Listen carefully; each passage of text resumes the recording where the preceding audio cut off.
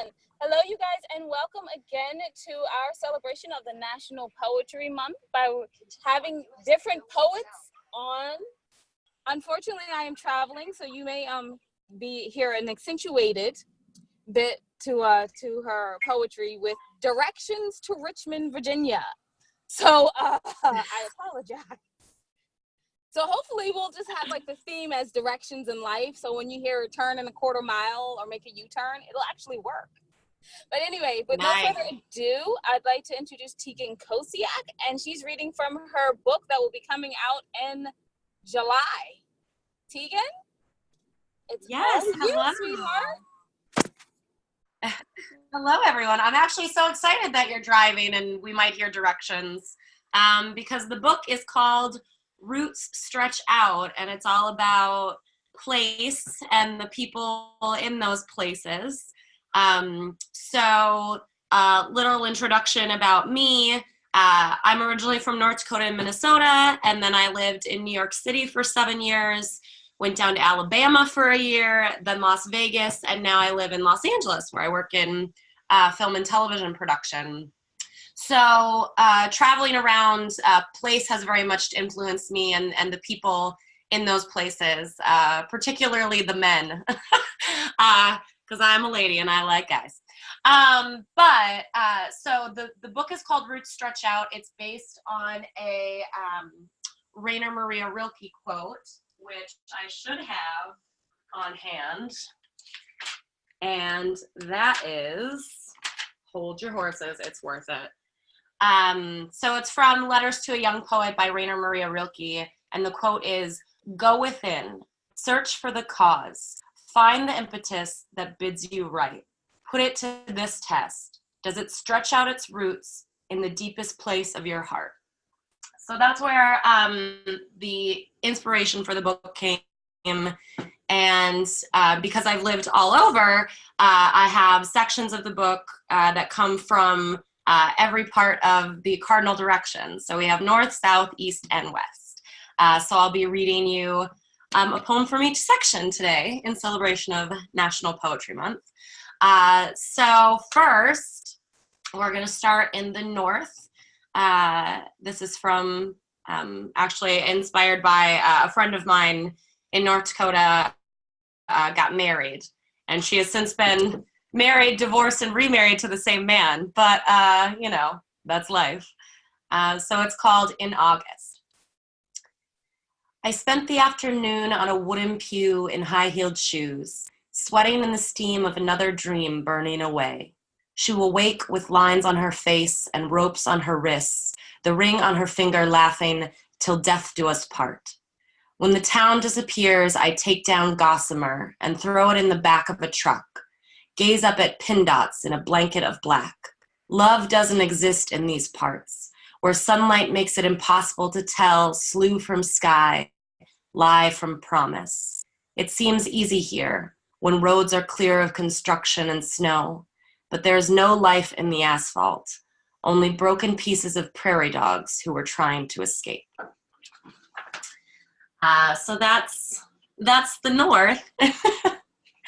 And then we have the east, which is predominantly my time in New York City. I lived there for 7 years, loved it, miss it every day. For those of you who have been to New York City, it has a frenetic energy like nowhere else in the world. And I happened to live there when I was young and poor, so it is very endeared to my heart. I'm still sort of young and poor, but better looking. So this poem is about a man I dated in New York. I actually wrote many, many poems about him. There will hopefully only be one in the collection. But this one is called Thank God I'm Not Flammable. Smoke encircles me, issues from a cherry burning brightly, washes my worries in whites and grays, keeps my mind far, far away. 10 minutes of peace filter to tip, a moment of grace while the city sleeps. He's awake, hates the smoke, sends me signals nonetheless. I answer in letters, Pony Express. I am patient. I wait to be enveloped. Instead, I singe my fingers, Can't write any more letters. Can't see his signals through burnt skin smoke that smells of hell and replaces his cologne. So in New York, I used to, for 3 years, I lived in West Harlem, and we lived very close to the river, the Hudson River.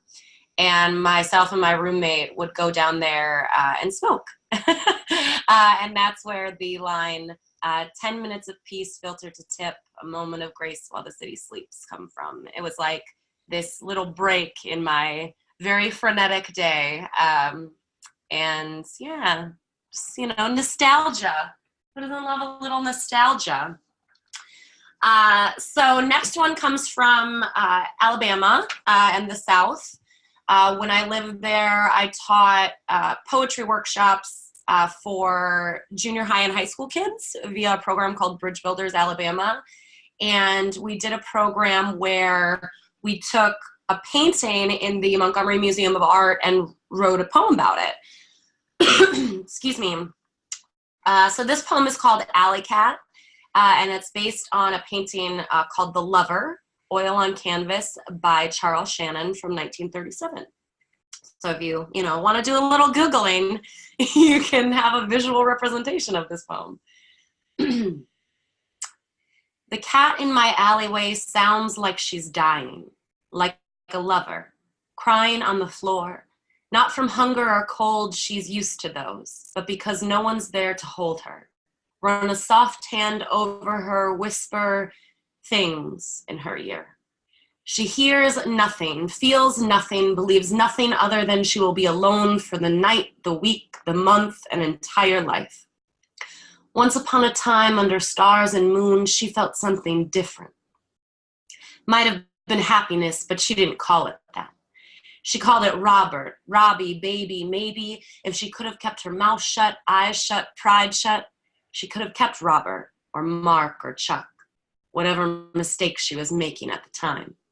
His signature is written in the bottom right-hand corner of the canvas in her chest, and she cannot erase it, not with whiteout or turpentine or iodine or anything else. So she cries sometimes. She understands the alley cat, barefoot and searching, paws dabbing salted eyes, averting gaze from turquoise skies because colors that beautiful can only give you hope, and she wants none of that. Hope is a lifeboat that never floats, and everyone knows cats hate water. So that's the South. And moving on to my final poem. Maybe I'll do two if there's time. Ooh. Sexy poem or lovey poem? How do you decide? Let's go with the lovey poem. No, let's go with the sexy poem. Well, not so sexy. All right. So this poem is weirdly about New York and Los Angeles. I met my ex-fiance, long story there, but I met him in a deli in New York, and he ended up coming to live with me in LA, so he'll be featured in a couple parts in the book. But this is a poem I wrote actually during National Poetry Month 2017, and the exercise was to use 3 words, and my 3 words were bruises, lampshade, and expensive. So you'll see where they come in. So, convincing him to leave the bruises, Convincing him to leave the bruises below my neck is not difficult. Somewhere a sweater can cover, I instruct. He's new at this. A lampshade next to a too hot bulb, nowhere to run. I'm an expensive sport car under his care. A vintage roadster worth her weight in awards from state and county fairs, a prized possession for any man, if in fact I could be possessed. Asking me to stay in one place is not a task for the faint at heart, but his boots are firmly planted in the dust. I think I might have a fight on my hands. So those are my poems, kids. North, south, east, and west. The book comes out in July. I'm super excited. It'll be my first book. And I very much look forward to talking with all of you and seeing how you like it.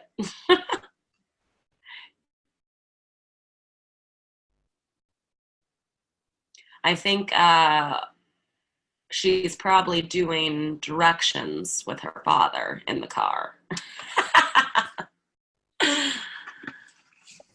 Yeah, I am. That's exactly what I'm doing. So I want to thank you so much, Tiegen, for stopping by to do the poetry. And I feel like we owe you a whole nother one because there was a lot of directions. And we were going no. But I am happy to come on and read any poems anytime. that would be terrific. So you guys, please check out Tiegen. And what's your website? Oh, God. I don't have one.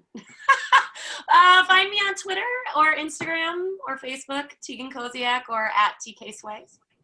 Okay, and if you, by any chance, really, really like her and do a whole Google search, there is a place where her old poems are, which are awesome. Yeah, they're still up.